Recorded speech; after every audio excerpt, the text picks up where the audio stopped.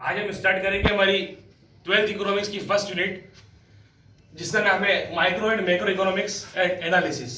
इस यूनिट में हम ये बात करेंगे कि इकोनॉमिक्स है क्या। अभी तक आपने जो 11th में पढ़ा था वो सिर्फ एक बेसिक था, एक फाउंडेशन था, इकोनॉमिक्स है क्या। अब अपन एक्चुअल इकोनॉमिक्स जो है वो अपन 12th में पढ़ेंगे। उसकी फर्स्ट यूनिट है माइक्रो एंड मैक्रो। तो what is micro and macro? Micro और मैक्रो इकोनॉमिक्स की दो ब्रांचेस है। माइक्रो मीन्स छोटा और मैक्रो मीन्स बड़ा। तो अब माइक्रो के अंदर छोटे की अपन बात करें तो छोटा क्या हुआ कि छोटी बात है, जैसे घर की, किसी के घर का अपन एनालिसिस किया कि भाई इस घर में कितना कंजप्शन हो रहा है, तो हाउस होल्ड कंजप्शन हो गया वो। तो ये सब चीजें माइक्रो इकोनॉमिक्स के अंदर आती है। लेकिन जब अपन पूरी कंट्री की बात करें, पूरी वर्ल्ड की बात करें, उस इकोनॉमिक्स की अपन एनालिसिस करेंगे तो उस इकोनॉमी को बोलेंगे मैक्रो इकोनॉमिक्स। देखते हैं बुक्स क्या बोलते हैं। तो फर्स्ट दे रखा है micro economics studies the economic actions of individual, it is a particular firm, individual, household, wages, interest etcetera. तो माइक्रो इकोनॉमिक्स हम किस चीज की स्टडी करते हैं? Particular firm, individual, household, wages, interest और भी कई चीजें एक्सेट्रा। अब इसे अपन मैक्रो में देखेंगे तो macro economics is the study of aggregate factor such as employment, inflation and GDP etcetera. तो या फिर नेशनल इनकम अपन इसी में कैलकुलेट करते हैं। लेकिन अगर अपन इसको सिंपल वे में देखें तो आज मैं आपकी क्लास में आया और मैंने एक एक को खड़ा करके पूछा कि भाई आज कल जो मैंने आंसर पूछा था, याद करने के लिए दिया था, वो आपने पढ़ के आए कि नहीं। तो मैंने एक एक से पूछा तो इतने में तो मेरा पीरियड ओवर हो जाएगा। तो ये माइक्रो इकोनॉमिक्स कहलाती है। लेकिन अगर मुझे टाइम सेव करना है तो मैंने क्या करा, 40 बच्चों में से किसी को भी 5 को इकट्ठा कर दिया, रेंडमली खड़ा किया, उनको पूछा क्वेश्चन, तो वो एग्रीगेट स्टडी होगी। मतलब वो 5 से मुझे मालूम पड़ा कितने लोग क्लास में याद करके आए, उसका एक एवरेज अपन निकाल पाएंगे। तो इस called macro economics. Second, characteristics of micro economics. Characteristics का फर्स्ट पढ़ेंगे अपन तो study of individual unit. Individual unit जैसा कि मैंने बताया माइक्रो इकोनॉमिक्स में अपन पर्टिकुलर एक इंडिविजुअल की स्टडी करते हैं, तो उसके अंदर इंडिविजुअल की स्टडी पॉसिबल है। Second thing, study of small variable. यहाँ अपन हर छोटे छोटे मतलब किसी को भी छोड़ते नहीं है। मैक्रो में क्या होता है कि अपन सिर्फ रेंडमली बाय सैंपलिंग कलेक्ट करते हैं डेटा को, लेकिन यहाँ पे अपन पर्टिकुलर इंडिविजुअल एक के पास जाके कलेक्ट करते हैं based on the concept of full employment. ये फुल एम्प्लॉयमेंट ये कंसेप्ट पे बेस्ड है। फुल एम्प्लॉयमेंट क्या होता है? फुल एम्प्लॉयमेंट मतलब वो होता है कि जीरो अनएम्प्लॉयमेंट, मतलब पूरा रोजगार है। ये इस चीज को आपको अगर मैं एक्सप्लेन करूंगा आगे, यूनिट पूरी इसी पे बेस्ड है। Fourth one, determination of individual price.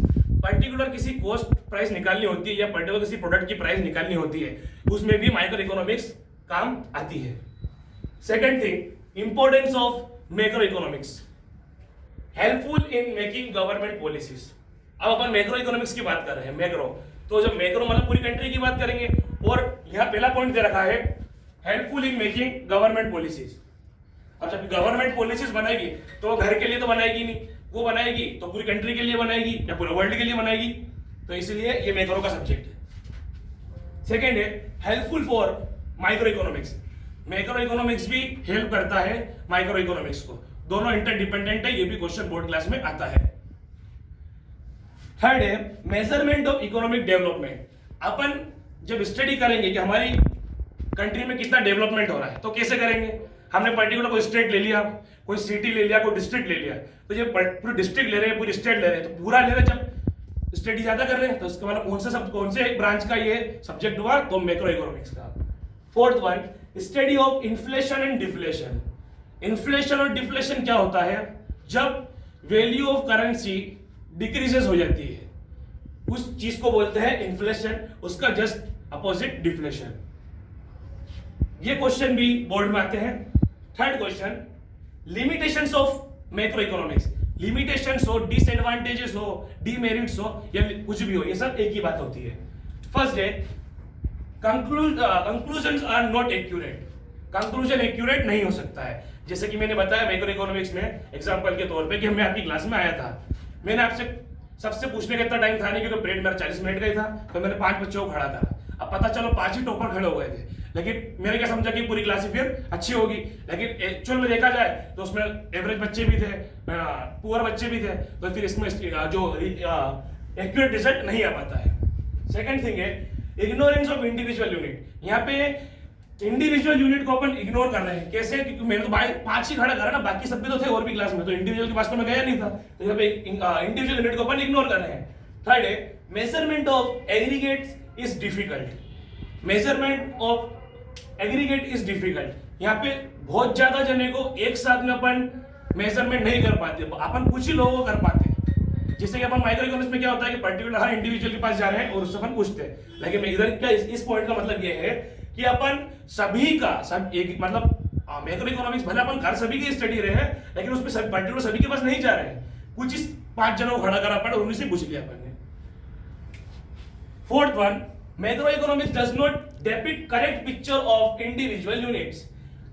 इसका मतलब यही है जो फर्स्ट पॉइंट अपन ने पढ़ा था कि मैक्रो इकोनॉमिक्स एग्जैक्ट पिक्चर नहीं देता है। मैक्रो इकोनॉमिक्स एग्जैक्ट पिक्चर नहीं देता है। अब माइक्रो इकोनॉमिक्स में तो क्या होता है, पर्टिकुलर इंडिविजुअल के पास जा रहे, चाहे फार्म हो कोई भी हो, उससे अपन डायरेक्ट उससे डेटा अपन कलेक्ट कर रहे हैं, तो वो रियल डेटा है और एक्यूरेट और एग्जैक्ट फैक्ट है। लेकिन यहाँ पे मैक्रो इकोनॉमिक्स में अपन क्या कर रहे हैं, एग्रीगेट स्टडी कर रहे हैं, और एग्रीगेट में सबके पास जाना तो पॉसिबल है नहीं, अपन शुरू से यही बात कर रहे हैं। तो अपन यहाँ पे क्या कर रहे हैं कि सभी की स्टडी कर रहे हैं, उसमें तो किसी 4-5 जो सैंपल अपन ने कलेक्ट कर लिया। अब ऐसे अपन जब जनसंख्या करते हैं, पॉपुलेशन सेंसस वाली जो बात होती है, वहां क्या होता है, वो अपने घर घर में आते हैं और बहुत सी बार में छूट भी जाते हैं कोई, तो उसमें क्या होता है कि वो एग्रीगेट, क्योंकि पूरी कंट्री की उनको पॉपुलेशन पता करनी होती है, तो एग्जैक्ट पॉपुलेशन कभी भी नहीं आती है। Macro economics does not depict, तो इसलिए से बोला गया है कि macro economics does not depict correct picture of individual units, कि मैक्रो इकोनॉमिक्स की स्टडी कभी भी करेक्ट पिक्चर नहीं देती है, क्योंकि माइक्रो इकोनॉमिक्स में तो अपन इंडिविजुअल स्टडी कर रहे हैं, तो वहां अपन को करेक्ट पिक्चर मिल जाती है। Thank you so much.